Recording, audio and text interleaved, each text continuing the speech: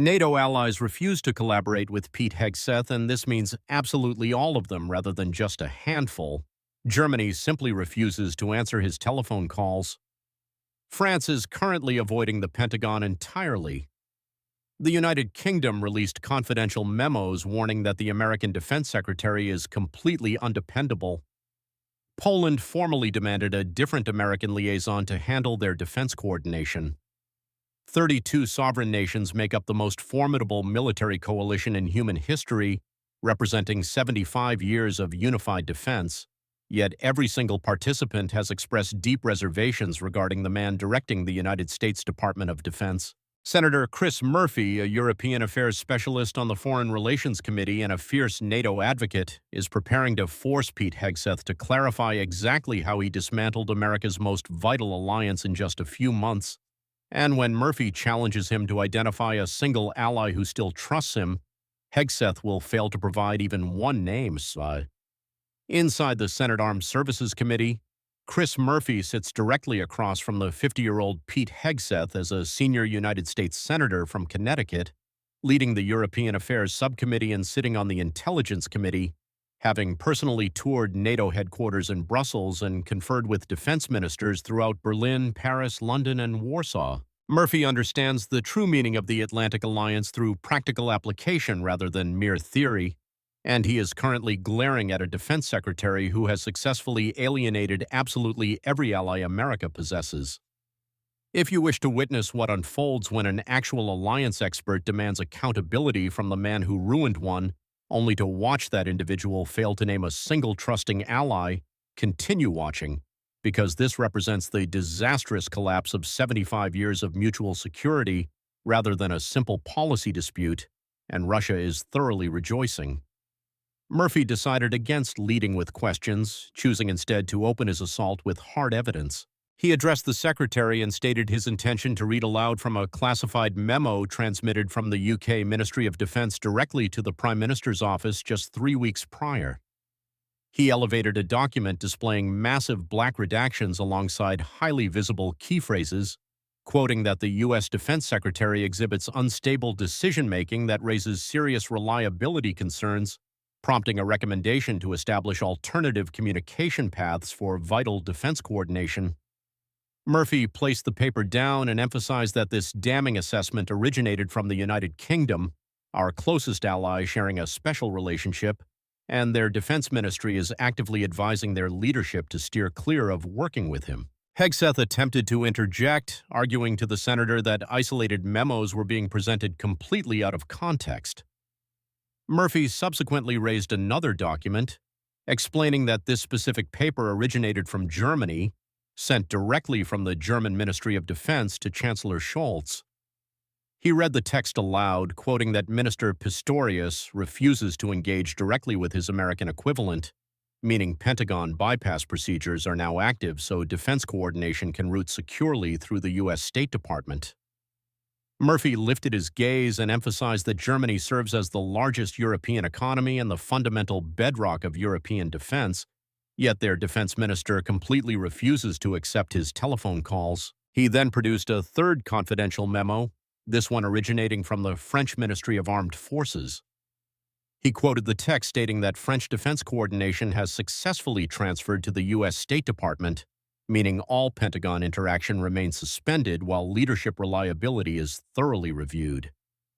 Murphy placed all three memos onto the wooden table, declaring that the United Kingdom, Germany, and France represent our three most crucial European partners, and all three have autonomously decided they are unable to collaborate with him. Hit the subscribe button immediately because Senator Chris Murphy is preparing to demand Pete Hegseth identify a single NATO ally out of the 32 member nations who still places trust in his leadership, and Hegseth will fail to produce a single name.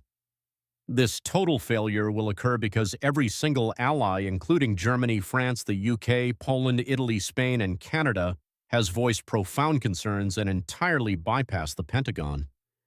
Keep watching to witness the sheer magnitude of this disaster become completely undeniable the moment Murphy compels him to admit this terrifying truth. Hegseth desperately attempted to reclaim control of the room, suggesting to the senator that NATO functions as a highly complex coalition featuring occasional disputes, yet our fundamental bonds remain incredibly robust. Murphy's sharp voice immediately sliced through the claim that our relationships remain robust, reminding the secretary that he had just presented 3 classified memos from 3 distinct nations stating uniformly that they refused to cooperate with his leadership. He rose to his feet and marched closer to the witness desk, declaring his intention to share additional knowledge gained from his service on the Foreign Relations Committee and his leadership of the European Affairs Subcommittee. His tone grew significantly harsher as he confirmed he had spoken face-to-face with numerous European defense ministers. He noted that Poland, serving as a frontline NATO ally bordering Russia, formally demanded an entirely different American point of contact to handle their defense coordination, seeking absolutely anyone other than the current secretary. He added that the Italian government utilized diplomatic back channels to express deep concerns regarding his failure to consult them on Mediterranean security issues. Spain secretly informed our sitting ambassador that all Pentagon communications have grown entirely untrustworthy. The Netherlands transferred their naval coordination directly to the U.S. European Command because they are completely unable to secure coherent responses from the Pentagon. Canada, acting as our immediate neighbor and vital NORAD partner, formally complained that he completely ignores telephone calls regarding Arctic defense strategies. Murphy stepped backward and sternly informed the secretary that these incidents do not represent minor occasional disputes, but rather symbolize the systematic alienation of absolutely every major ally we possess. He returned to his chair and retrieved another document, explaining that it represented a comprehensive summary drafted by the State Department detailing the exact concerns voiced by NATO members regarding Pentagon leadership. He asked the room if they wanted to know exactly how many nations appeared on this specific list, pausing briefly to let the audience focus before revealing the total was all 32 countries. The entire chamber fell completely silent as Murphy continued, stressing that absolutely every single NATO participant has communicated their deep concerns. He noted they expressed these fears through confidential memos, through secure diplomatic avenues, and through private discussions with our stationed ambassadors. He gently placed the summary document down and announced his intention to ask the secretary an incredibly straightforward question. Following another tense pause, he demanded the secretary name just one single NATO ally who genuinely trusts his leadership. Hegseth shifted uncomfortably in his seat and told the senator that trust is forged through decisive actions and the strength of our alliances. Murphy's voice grew incredibly rigid as he clarified he never requested a lengthy speech, but simply asked the man to name one trusting ally. He aggressively listed the failures, noting Germany was off the table because their defense minister rejects his calls, and France was equally out because they bypass his office entirely. He continued his barrage, stating the UK considers him completely unreliable, while Poland explicitly requested an alternative liaison. He leaned aggressively forward and challenged the secretary again to provide the name of just one solitary NATO ally who maintains trust in his abilities. A suffocating silence hung over the room for 10 agonizing seconds. Murphy waited patiently and completely refused to fill the quiet void, allowing the tension to build for 20 total seconds. Hegseth desperately attempted another pivot, mentioning to the senator that the vast complexity of alliance management requires nuanced understanding.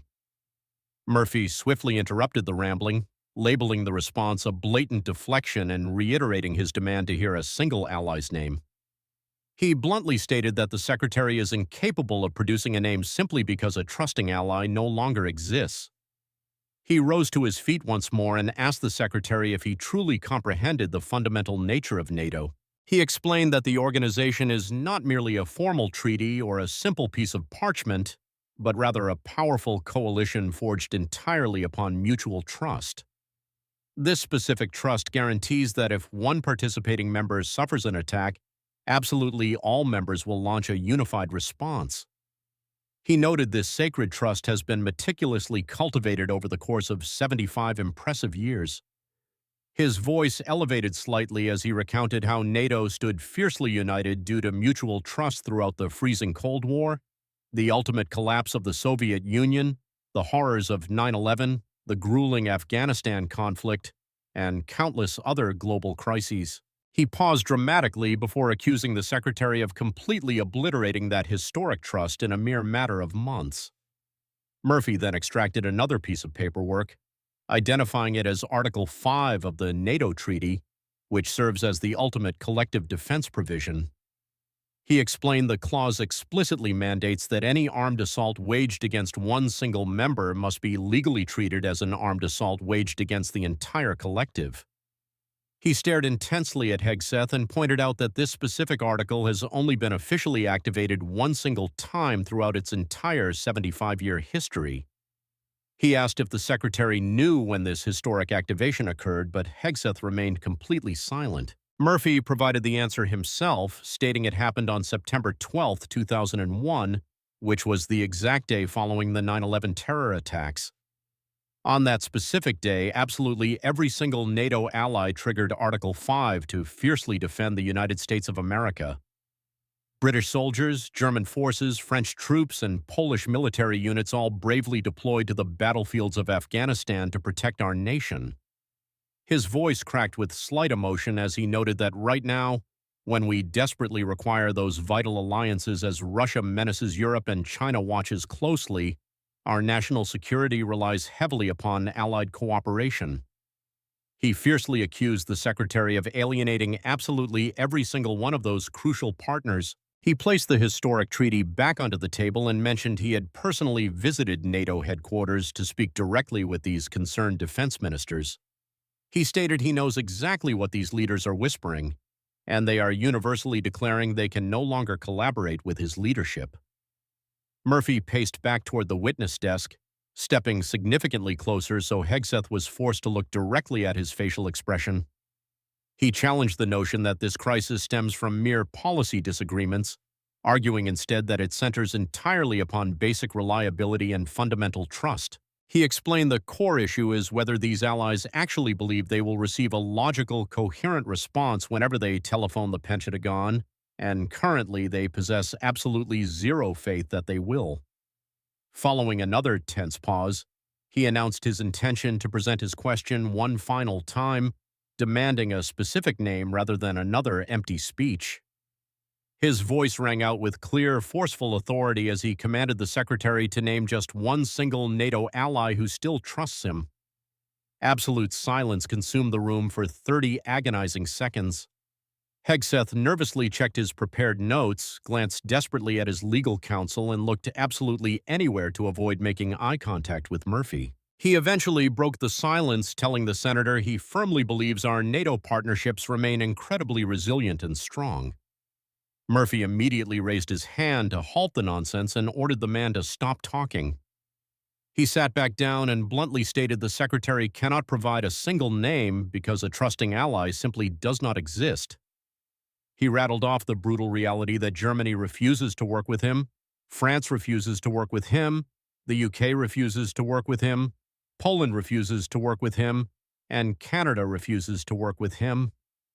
His voice grew significantly quieter, yet noticeably more intense as he reminded the room there are 32 sovereign member nations, and the secretary has successfully alienated absolutely all of them. He began gathering his scattered paperwork while reminding the secretary that NATO serves as the most triumphant military coalition in recorded history. He noted the alliance has successfully maintained European peace for 75 years, effectively deterred Russian aggression, and fiercely protected global freedom. He emphasized the organization achieved all of those monumental victories purely because of unwavering mutual trust. Following one final dramatic pause, he accused the secretary of completely destroying that sacred trust. Murphy rose to his feet and asked if the secretary knew exactly who was currently celebrating this catastrophic failure. He declared Vladimir Putin is rejoicing because an incredibly fragile NATO is exactly the outcome he desperately craves. He explained Putin actively desires a fractured alliance where partners refuse to collaborate, leaving the United States completely isolated on the global stage. His voice elevated once more as he accused the secretary of handing the Russian dictator that exact scenario on a silver platter. He stated the secretary gifted Putin the exact NATO collapse he has spent decades desperately attempting to engineer, and he accomplished this disaster in a mere matter of months. He began walking toward the exit door before stopping abruptly and turning back around to face the room. He repeated the phrase 75 years, emphasizing it represented 75 years of proud American leadership, vital Allied cooperation, and robust collective security. He delivered his final blow, stating the Secretary destroyed it all before quietly exiting the chamber. There were absolutely no exaggerated theatrics involved, just a dedicated senator who profoundly understands exactly what was tragically lost. The committee chamber sat frozen in a remarkably heavy silence. The gravity of the moment settled in because what Chris Murphy had just exposed was absolutely not a minor policy disagreement. It was a thoroughly documented, highly systematic, and utterly catastrophic failure of basic alliance management. Absolutely every single NATO ally had escalated their deep concerns, including Germany, France, the UK, Poland, Italy, Spain, the Netherlands, and Canada. All 32 participants utilized classified memos, secure diplomatic channels, and private conversations to sound the alarm. When directly challenged to identify just one single ally who maintained their trust, Pete Hegseth proved completely incapable of naming even one. Within mere hours, the entire European press corps seized upon the explosive story. German publications, French television broadcasts, and British broadsheets were all loudly reporting the exact same terrifying reality. They announced the American Defense Secretary had completely lost the confidence of his crucial NATO allies. This occurred because Murphy had not simply hurled a baseless accusation, he had presented highly classified memos and directly quoted powerful defense ministers. He had meticulously documented the systematic alienation of absolutely every major global partner. Hegseth possessed absolutely no viable response because a legitimate answer simply did not exist. The global allies entirely distrusted his leadership, and the classified memos undeniably proved it. The newly established bypass protocols proved it, and the outright refusals to collaborate with his office proved it. Hit the subscribe button immediately and share this content with absolutely anyone who truly understands what NATO represents. Share it with those who comprehend what 75 years of unified alliance signifies and what collective security fundamentally demands. You must share this because Chris Murphy just laid bare the complete collapse of the most critical military coalition in human history. This catastrophic spectacle is exactly what unfolds when an individual who truly grasps how alliances function directly confronts the individual who single-handedly ruined one. Chris Murphy, sitting as the Foreign Relations Committee European Affairs Subcommittee Chair, has personally visited NATO headquarters and met with defense ministers all across the European continent. He profoundly understands exactly what mutual trust means within the complex realm of international relations.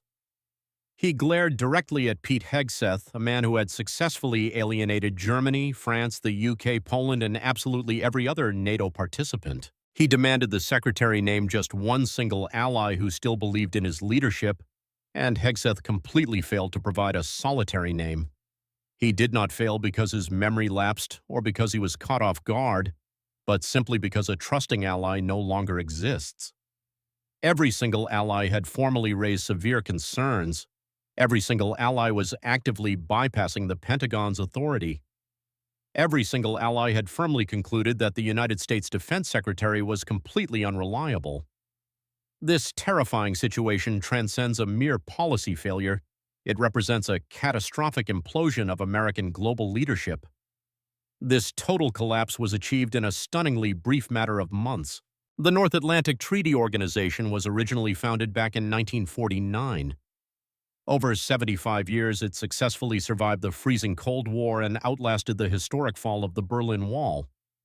It survived the horrific trauma of 9/11, endured the grueling Afghanistan conflict, and weathered absolutely every global crisis because the participating allies placed their unwavering trust in one another. Pete Hegseth has now completely obliterated that sacred trust. Germany completely refuses to answer his telephone calls, while France actively navigates completely around his authority. The UK firmly believes his decision-making is highly erratic, and Poland is actively demanding an entirely different liaison. Canada is completely unable to secure coherent answers. Italy harbors deep strategic concerns, and Spain remains incredibly frustrated. The Netherlands officially shifted their military coordination away from his office. All 32 member nations have formally raised severe operational issues.